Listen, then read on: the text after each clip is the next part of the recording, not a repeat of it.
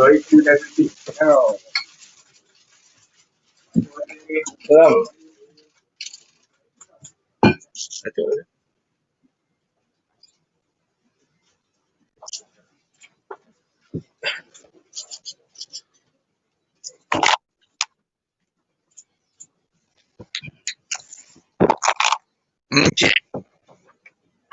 Thank you.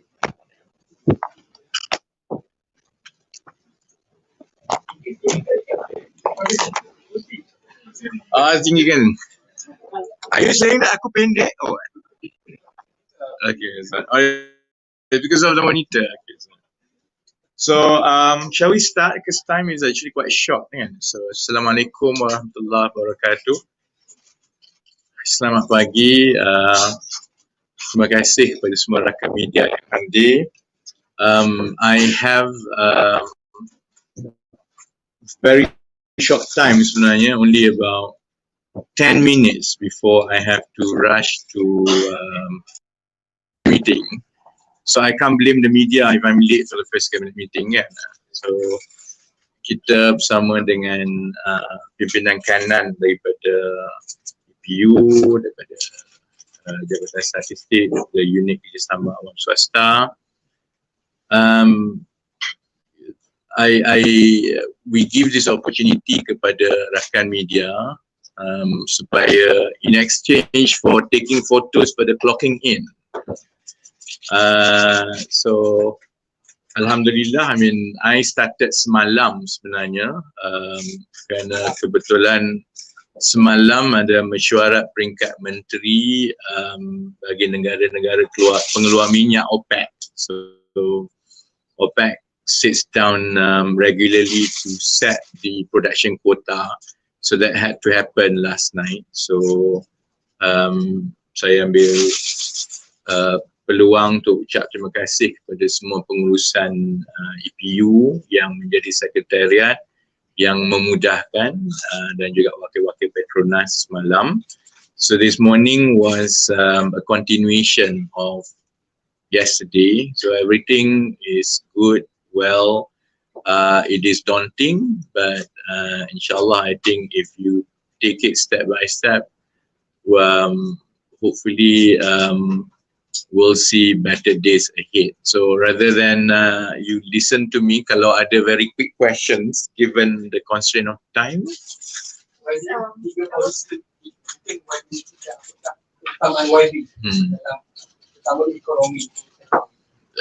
Sebab itu bila tadi kepimpinan EPU telah beri taklimat awal mengenai perancangan,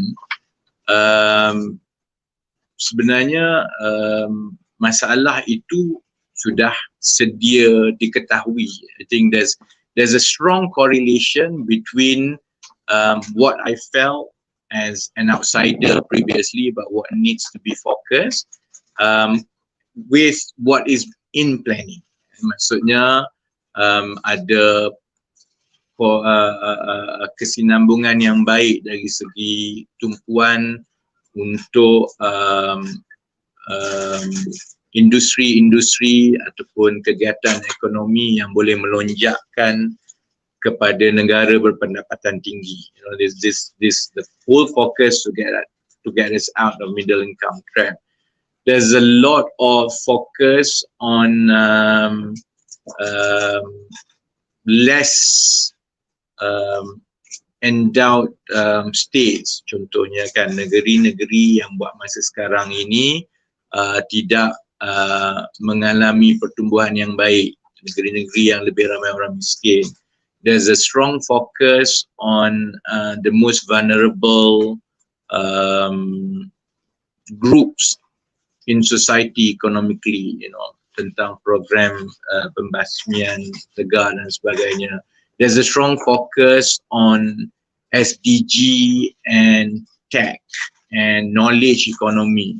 So I think looking at what the plan is, I do have the comfort that the civil servants are trying their best and have covered all the necessary areas. You know, what we need to make sure is that there is a strong cohesion daripada the top leadership of the government all the way down to make sure that what is being planned actually is carried out properly, and the message is being communicated well to put everyone on the right track. And then I think we can have the momentum so that the country can focus on building the economy rather than all the other, too much politics. Are you proposing to have changes in the 12 Malaysian plan? If yes, like what kind of changes are you I think that's premature. I think it's very premature for me to say anything about any policy now. So after all, it's my first hour officially in office. So let us go through everything with the leadership of ministry. Let us go through at the cabinet, and then I think we'll be able to decide with more information, maybe in the weeks and months ahead. I think it's too premature now. What about the development expenditure? Have you had any thoughts on that? We've gone through it, but I think it's at very macro level. As I say, it's very premature now to say anything. But I think we're going through the process anyway, because the government will table emoluments budget, I think, in the next sitting, and then the full budget will be tabled maybe in a matter of 1 or 2 months after that. I can only take another one, otherwise I'll be late for my first. I don't, yeah. Do you think it might be the only difference that bring given at this current juncture will be your comments on the implementation of whatever policies? No. I don't say that. I think, in the first hour of catching up, I take comfort that I think what EPU is looking at now is very much correlated with what exactly matters economically out there. Of course, as we go through in more details in the next 1 or 2 months, obviously there'll be tweaks here and there, there'll be different approaches, but I don't see any major omission, for example. So that means that in terms of the focus, in terms of the areas, in terms of, it's more or less correlated with what I think the country should be focusing. But of course, there are different layers. As you go through the projects one by one, as you go through the coordination, then hopefully we can see what we can do differently to get better results. Sir, will you keep your promise to go after country other parties? I don't think that's exactly what I said. And I think it makes political sound bites or news bites, but what I meant was that should the new government takes over and we have, the priority is to really make everything independent and makes everything by the law. So it's not just Aki or anyone or even myself. We really have to be careful about what we do, because once, hopefully, as we make sure there's no interference and all the institutions are independent and the check and balances work, then everyone should really stay on the right course. Jadi the law will take care of itself once we have independence, full independence, and that's a reminder to everyone. Last.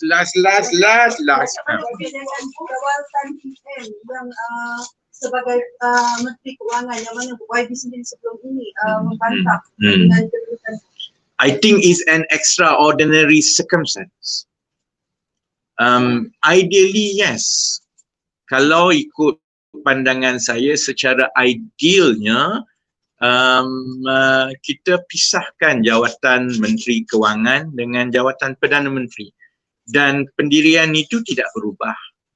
Saya tak berpendapat bahawa hanya kerana keadaannya sekarang ini mendesak dan kita kena ambil pendirian itu tidak bermakna bahawa itu perlu diteruskan. I think as best, but the situation is extraordinary. Kita berada dalam keadaan yang tidak ada mana-mana parti yang boleh membentuk kerajaan dan perlu bergabung, kan? Pada masa yang sama juga kita perlukan kepimpinan ekonomi yang kuat dan menjadi teras kepada program kerajaan. Jadi pada pandangan saya itu satu keputusan yang sangat sukar yang telah diambil sebenarnya, kerana bila kita ada gabungan-gabungan yang masing-masing membentuk kerajaan, sudah tentu setiap komponen mahu jawatan Menteri Kewangan itu berada di pihak mereka. Jadi kalau contohnya ada orang daripada PH yang jadi Menteri Kewangan pun, itu akan ada masalah kepada BN. Kalau daripada BN ada masalah kepada PH dan GPS dan lain-lain. Oleh kerana it's an extraordinary situation now, maka keputusan itu bagi saya sesuai buat masa sekarang, iaitu senang Perdana Menteri yang jadi Menteri Kewangan, supaya dia tak timbul isu tentang gabungan yang berbeza. But I hope as we move forward and as we put everything in place, then certainly the situation now is an exception, not a norm. Okay? I really have to go. Otherwise nanti kau jawab dengan Anwar Ibrahim. Okay? Alright, thank you very much. I got to rush. We'll definitely meet again.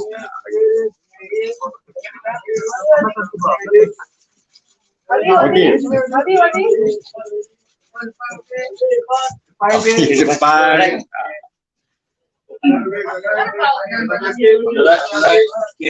We can catch up after this. In fact, we'll definitely catch up. Give me about 1 or 2 days if need be. Then we'll meet the media again. Okay? But I think it's best to allow me some days just to get through everything. All right.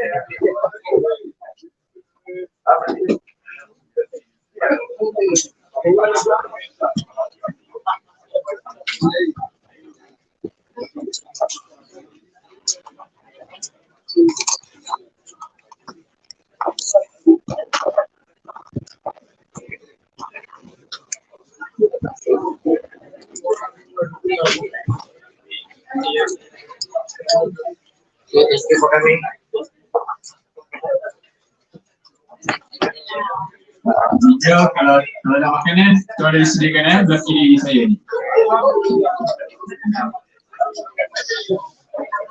好，那新洲百科的观众朋友们，大家早上好。那刚才大家看到的是经济事务部长拉菲兹非常快速的一个新闻发布会。那刚才有几项重点，那主要是分成3个部分。那首先呢，就是有关这个经济事务部的一些焦点。那他刚才就是有提到说，好，那现场是有一些小小的这个小插曲就是这个玻璃杯被打碎了，但是现在这个工作人员正在清理当中。然后那我们继续刚才提到的就是3个重点。那首先第一个重点呢，就是要专注在就是简单来说，就是要专注在一些赚钱的一些经济活动。那还有呢，就是要更加关注的一些可能比较贫穷的一些州属，还有一些比较贫困的一些群体。那希望呢可以就是照顾到就是更加全面的照顾到这些群体了。那但是具体的一些政策就是它还是需要一些时间，来去做这个调整，做这个执行的一些工作。那相信呢，就是在接下来1-2个月呢，他也会陆陆续续就是跟大家来跟进这一些有关就是执行上面的一些更新。那另外呢，就是第二个部分，第二个重点呢，就是有关阿战巴基的。那就是这个反贪会阿战巴基。那先前大家有还记得的话，那相信大家都记得，就是先前阿战巴基是涉及一些争议的哈。那他刚才意味深长的说，那大家要跟着法律行事，那要确保三权分立，确保法律的独立性，那一切都就是根据这个法律来做事情了。那第三个部分，第三个重点呢，就是这个有关财政部长。那因为财政部长是由这个首相安华来兼任的。那其实之前西蒙方面呢，其实是非常反对的，由这个首相兼任财政部长的。那刚才呢，他就说，其实最完美的情况，最理想的情况，就是财政部长跟首相要分开。那这个立场他们是不曾改变的，只是说现在的情况是没有办法，是特殊的情况。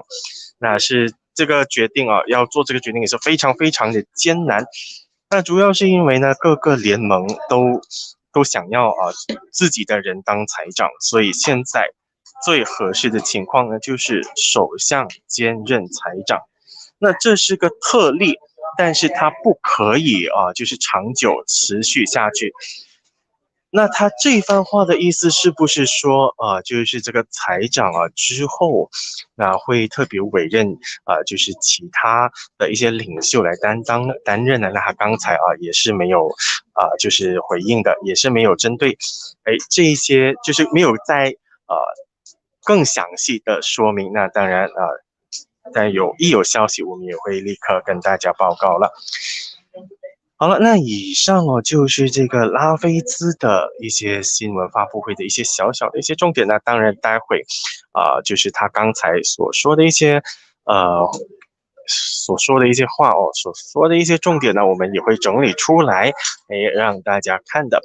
那么我们现在这个环节的直播就暂时到这里结束了，那我们待会再见了，感谢大家的收看。那待会2点钟呢，还是有这个100个午报的。